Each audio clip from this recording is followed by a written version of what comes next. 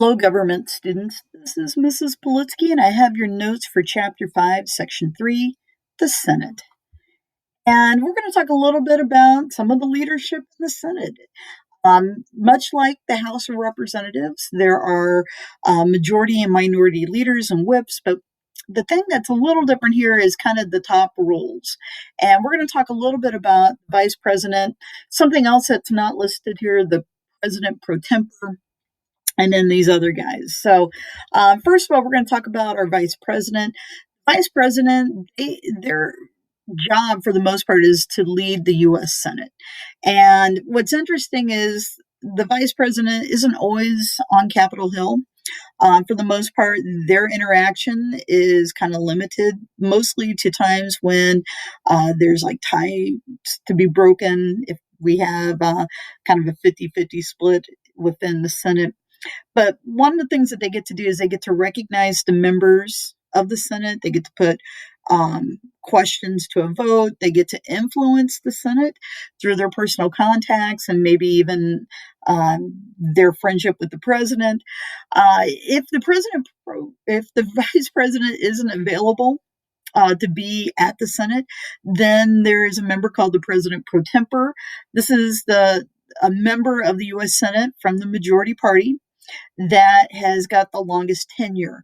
And currently, that is U.S. Senator Chuck Grassley from the state of Iowa. He's been in the U.S. Senate for well over 20, going on almost 30 years. But for the most part, when the vice president isn't at Capitol Hill, he's kind of the guy that does a lot of the leadership as far as guiding the Senate. Okay, we have a majority leader. They get to plan Senate's work, develop schedules and agendas. They make sure their party members attend important sessions. They steer their party's support. The minority leader does very similar things, but probably the big thing that they do is they develop criticism of the majority party, particularly the bills that they're trying to pass. And they try to get their own senators to work together. The whips, minority and majority, they just make sure that senators are present for a vote. Uh, Sometimes that's beyond their control, especially if you have a vacancy in the U.S. Senate or if you have a senator who is unable to be present in D.C. because of other personal issues. But needless to say, the role of leadership is very similar to that of the House. Some lawmaking in the Senate. Whenever we have a bill, for the most part, there's some different things that can happen. You might hear a little bit about this unanimous consent, which is something that would happen with a floor vote, meaning that everyone agrees upon an issue. There can be a hold, which means that you can hold a bill back from debate, maybe because of some current issues that are going on, or maybe for maybe understanding some further developments on that bill. Then you got this thing called the filibuster. And unlike in the House of Representatives, where they have limits on how long to speak, in the Senate, there really isn't a limit.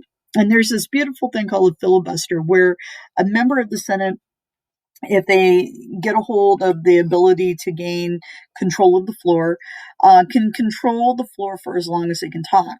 And there are certain rules about that, meaning that they can't sit down, they can't surrender, basically their opportunity to speak. But they might use this as a way to bring up their own criticism about a bill or to, show their widespread support for something. Okay. Make a filibuster, or at least maybe to keep it from, going on, you got to have at least 60 votes for cloture. Cloture is basically an opportunity to surrender debate on an issue. There can be a cloture resolution that's brought up. A resolution is just basically to bring that up for a vote. There can also be a floor vote that goes with that. If there's less than 60 votes for cloture, a bill will probably die as a result of that. And sometimes the filibuster is kind of the last breath of the opposition for a bill when those kind of things happen. All right, some similarities and differences in the House and the Senate as far as their procedures. When we talk about the House, the Speaker of the House, they preside and they control who speaks. It's a very formal atmosphere. There's a lot of calendars, roughly five, and there are a lot of different rules as far as ways to block or delay bills. It's a very complicated place to be. In comparison to the Senate, the vice president or the pro tempore, for the most part, will preside if the vice president cannot vote unless there's a tie situation. It is an informal atmosphere. What I think is interesting about the U.S. Senate is that members of opposition parties, they might fight like, you know, tigers whenever you see them on TV, and they seem really short tempered with each other. But truth is, if you got them outside of basically the spotlight, a lot of these members of the Senate, regardless of their political party, are very close friends. There's only two political calendars that they have to deal with, and there's only a few ways that you can block a bill, and the filibuster is one of them. Some things that you might see with both members, both the House and the Senate, they can introduce bills to committees, and they can also basically lead some floor debate on these different bills. Minority leaders develop strategies always to oppose the majority bills. So that's it in a nutshell. Thank you very much.